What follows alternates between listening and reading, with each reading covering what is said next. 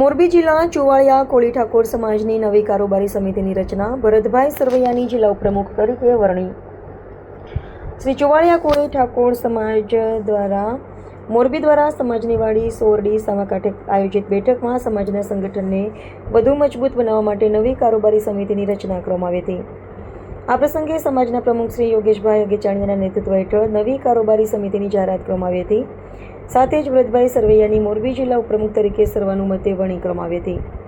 ઉપસ્થિત આગેવાનો અને સમાજજનોએ બંને હોદ્દેદારોને શુભેચ્છાઓ પાઠવી સમાજના વિકાસ માટે એકજૂટ થઈ કાર્ય કરવાની પ્રતિબદ્ધતા વ્યક્ત કરી હતી. કાર્યક્રમમાં મોરબી જિલ્લાના વિવિધ વિસ્તારોમાંથી કોળી સમાજના આગેવાનો, વડીલો અને સમાજના અગ્રણી સભ્યો મોટી સંખ્યામાં ઉપસ્થિત રહ્યા હતા.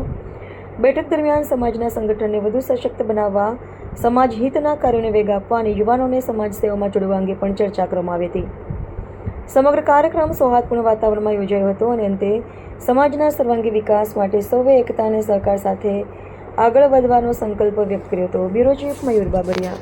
આજ રોજ અમારે ઉપપ્રમુખની વરણી કરવામાં આવી. હું યોગેશ ગંગારામભાઈ અગેચાણીયા, મોરબી જિલ્લા પ્રમુખ તરીકે. આજ મારી સંગઠનની મિટિંગમાં આજ અમારે મોરબી જિલ્લા ઉપપ્રમુખ તરીકે ભરતભાઈ સરવૈયાની નિમણૂક કરવામાં આવી. આગામી દિવસોમાં હળવદ, ટંકારા, માળિયા, વાંકાનેર આગામી દિવસોમાં અમે ગામે ગામે જઈને ગામમાંથી તાલુકાના ઉપપ્રમુખ, પ્રમુખ નિમશી.